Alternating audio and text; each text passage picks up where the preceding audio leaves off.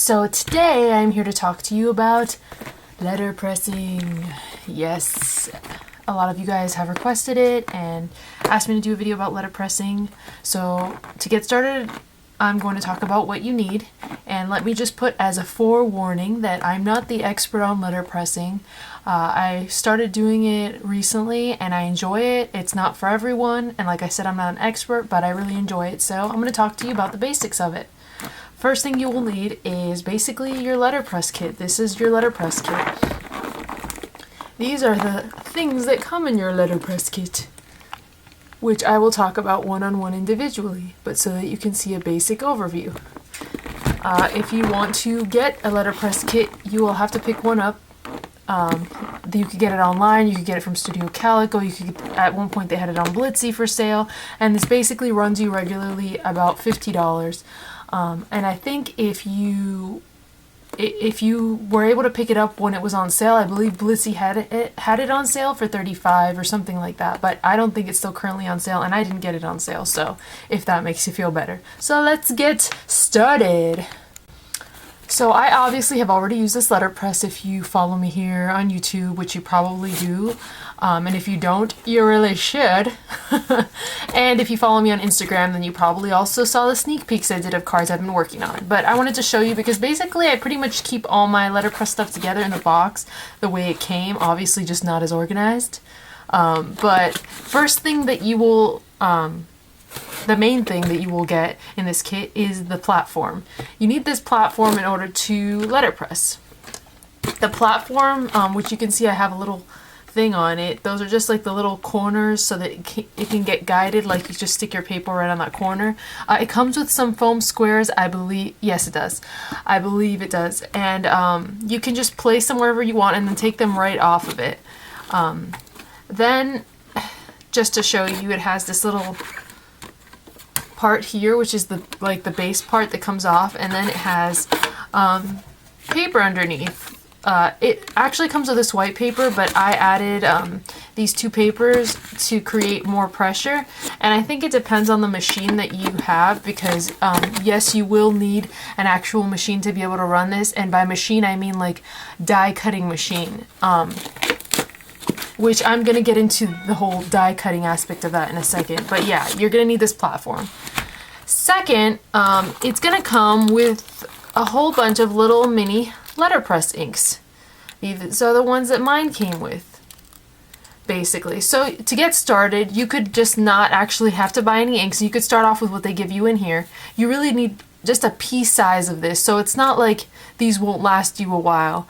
Obviously, if you're gung-ho and you want to buy a bunch of stuff, then you can go ahead and do that. But I would recommend just getting this kit and trying it out, because if you don't like it, then you didn't invest that much, you know, versus you buying a bunch of colors, which I believe they're like $6.99 for the big sized bottles of these. So you just might want to try it out before you invest. It's also going to come with this acrylic block, which is basically to put your ink on. You put the pea-sized ink on that, and I don't know how well you can see that on camera, but yeah. And then it comes with this little brayer for brayering the ink, and yeah, and so it's basically pretty self-explanatory. I'm like tongue-tied today in this video, y'all. But I will show you an example of me doing it and all of that, but this is just basically to inform you what you will need. And if you already know what you will need, then I guess, you know, this isn't that helpful, but these are like adhesive sheets that you put on the back of your letterpress plates in order to make them stick to your actual base over here, which you put it on the top part, this part right here. So it just makes it stick. This came with the kit, but you don't necessarily need these after you run out of them, because you could always use like double-sided tape, or I don't know, your adhesive runner, and I'm sure that would probably work. You just would want to make sure that your plate doesn't get too gummed up, but that's what Glue Gun's for. Then it comes with these cleaning wipes for cleaning up your plates. And I know a lot of people say you can use Goo Gone and then, you know, use a little toothbrush and clean it off, and you don't need to buy these. And so far I haven't bought any. This came with the kit, but I really do like how these work, and it seems a lot less messy, even though, like, I'm sure these can get a bit pricey, but like I said, it does seem like a lot less work. And I'm kind of lazy, you guys, when it comes to this. And if you're like me, I mean, sometimes it's even hard to want to clean your stamps after you use them. I mean, I do, but even that's hard. So this is like a whole system where you have to not only just clean your plates, but you have to clean the plate where you put the ink, and it's, you know, very thick ink, so as you will see. So I'm just saying these are pretty handy if you're not someone who wants to have a mission for cleaning. These are those foam square guys I was telling you about. It comes with a bunch of them that are pre-cut. You can't really see it on camera, but they are pre-cut, so you can easily shape them. And this is a sheet I already had. And then these are some cards it actually comes with for you to basically try out letterpressing. I actually haven't used any of these cards. I had some letterpress cards that I got from Studio Calico, I believe, so that's the only reason I haven't used those yet. Okay, so let's get into letterpress plates and what else you will need, and then we will get started, you guys.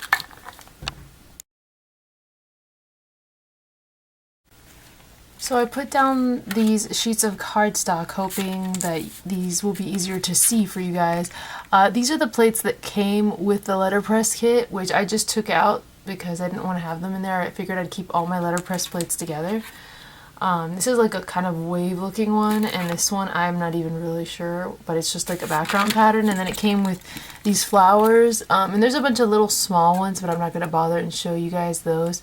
But basically it does come with some plates. So to start off with, you can play with this and not necessarily have to invest in plates. Now, I have a few plates. Like I said, I just started letterpressing a little bit ago, so I don't have a bunch of plates, but these are one of my plates that I picked up from Studio Calico, as well as with the die. And the plates from Studio Calico are kind of like a bit more flimsy looking than the ones that come with the actual Lifestyle Crafts. I'm not sure if these feel more like a hard plastic and these feel more flexible, so I'm not sure why exactly they're made out of different things. I know for a fact that these letterpress plates are made out of the same thing that the photopolymer stamps are made out of, but I think the process is just different, so these are like, they get hardened. And so yeah, these are the plates that I have the die. You guys, if you follow me my channel, then you've seen that card that I made, and this is a plate that I used to make it, as well as the die. And sorry for the background noise, y'all. Okay, so let's talk about machines. In order to letterpress and use that platform that I showed you that comes in that kit, you will need basically die cut machine. This is what that is. There's a machine that actually that's made, I think it's called the Eclipse or something. It's made exactly for that letterpressing plate. Now, I'm not sure if you're gonna get like a much better like a letterpressed image by using the actual machine. Like I said, I don't have the machine, so that would be something to look into. But I'm using my Cuttlebug because it's the machine that I have, and yeah, and I'm not looking to invest like more money than I already have into letterpressing, because like, even though, like I said, I've enjoyed it so far, I'm the type of crafter that, like, I get really into something and then I lose interest in it after a while. And then sometimes I go back to it after a while, but, like, I weave in and out of interest into things, and I'm sure a lot of you can relate to that. So I'm using this for now, and so far, you know, you kind of have to play with the pressure. I'm using 2 sheets of medium weight cardstock in it to get the pressure right, and so far I feel like the pressure is pretty good on the actual machine itself. And that's just based on the cards that I've made so far, which you guys have seen the cards that I've made in my previous Project Life video, Mixed Media, where I showed you a bunch of cards I had been working on. This was the main one that people are asking me about. And like I said, I don't know how well you can see letterpressing on videos, because sometimes it really doesn't do it justice, but it's like indented into the paper.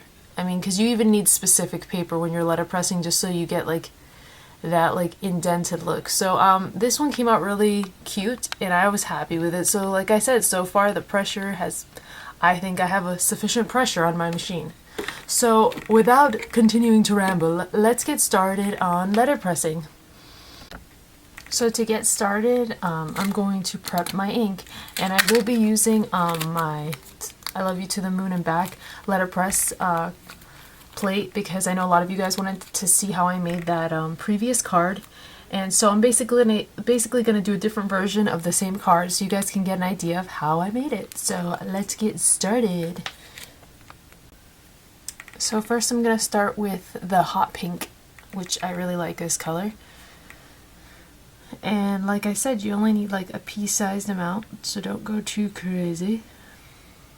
I mean, I try to put like a very small amount, and I don't know how well you can see that, but that's pretty tiny, people. It's really tiny. So, because you really don't need much in my experience. And then, since I want to do a multicolored type of look going on, I'm going to use the pink, light pink letterpress ink. And I haven't opened this one yet, so let's get to it. Okay.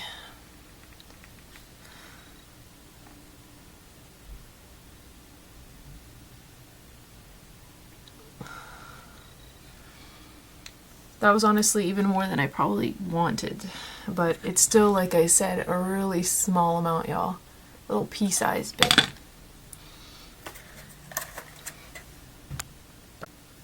So now I'm just going to get my brayer, and I'm going to start just basically swooshing it back and forth.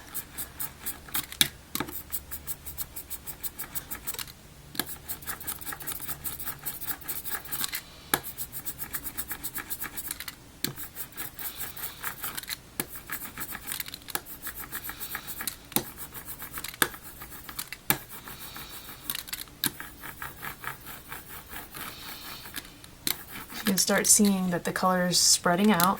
It's a really pretty, I know it says it's hot pink, but to me it really looks more like a fuchsia. And these little nubbies that you have on top of your brayer is so you can kind of just sit it down so it's not touching anything. I went ahead and spread the two colors out, and these don't dry quickly, so you can let them sit. I've been told you should let them sit for a few minutes because they'll just ink overall better. So that's a quick little tip right there. Okay, so setting aside the ink, you have to figure out where your paper is going to go before you can really get started. So I already know I'm going to put my paper there. Once you know where your paper is going to go, then it's really easy to set up where you're going to put your actual letterpress plate. Blah blah, letterpress plate! I went ahead and cut out this little small piece of adhesive, the one that comes with the actual kit, and I'm going to place that on the back of my letterpress plate. You definitely don't need to cover the whole letterpress plate in order to get it to stick, so save yourself some adhesive, people. So now what I do is I just figure out where I want my plate to exactly sit. Like, yep, I want it right there. So now it's like perfectly lined up. So I think that's kind of like a trick. You want to make sure you know where your paper is going to be, and then once you know where your paper is going to be, it's just a matter of like sticking it where it goes and it lines up. Something I really didn't really touch base with is these are the ink guides for inking up the letterpress. This is not like something you need to have, but it just helps so that you're not as messy, basically. So let me see how I can do this without it being like the most awkward angle ever for the camera. Okay, so you just put these right along if you need them. I feel like since this plate is kind of smaller, you don't really need them as much. I feel like you would probably need these more for like a, I don't know, a bigger letterpress background plate or something.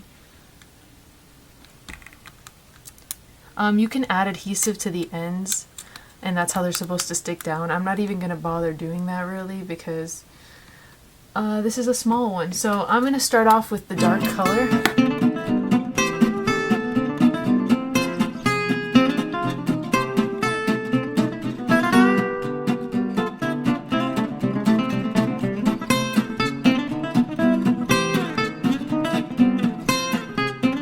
Just just wanted to show you a close-up of the ink plate covered in ink before I go ahead and do my letterpressing. So there you have it.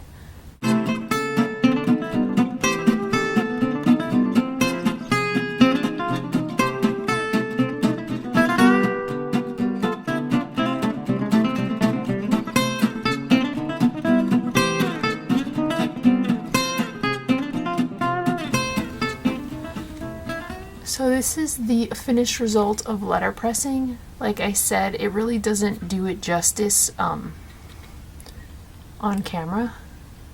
You can't really see how it's like indented into the paper. I just try to move it around in angles, hoping you guys will be able to kind of grasp that. But it really came out cute, and I could have probably put a little bit more color right there, because as you can see it's a bit faded out. But you can always rerun this if you feel like it needs more color or it didn't quite come out how you want it to. As long as you're lining it up in the same exact place, then you really shouldn't have any issue at all. So I'm just putting that out there. And now to get to adding some more detail to this card so you guys can see how I made my original one. So in order to create the effect that I did, you're going to need the matching die to your letterpress plate. If you don't have this, something that I personally thought you could try to do is you could try to emboss the plate itself, and then like do twice, do the one that you're going to use, and then just a scratch one afterwards with whatever leftovers ink on the plate, and then just cut out the moon part and then use it as a template over the material that you want to place for the moon on the inside of the moon. What I actually did, and maybe this is going to sound like a bit ghetto, but I'm all about saving things. So someone had given me for, forget what holiday, was it Easter? They gave me these little chocolate Belgian Oreos, which were delicious, by the way. And I saved the wrappers because I thought the foil colors were so pretty, and I cleaned the foils, so as you can see they're fully clean. There was no residue left over from them, which was great, so the cleaning was really minimal. And then I basically die cut this out of the foil. And a lot of people were asking if I did gold foiling or whatever, but I don't know if you guys have been to Michael's or those places, but gold foiling is actually pretty expensive.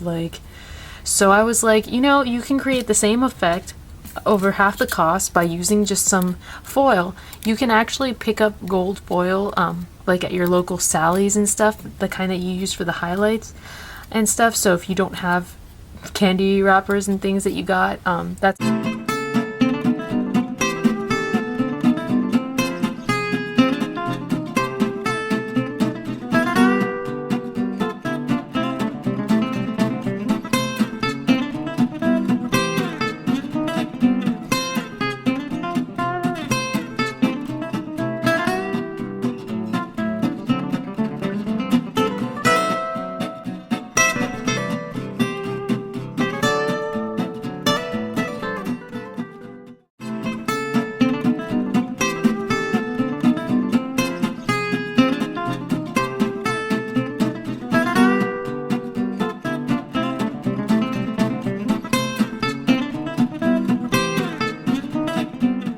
And there you have it. If you guys enjoyed the video, please be sure to subscribe and like this video. Thanks for watching. Bye!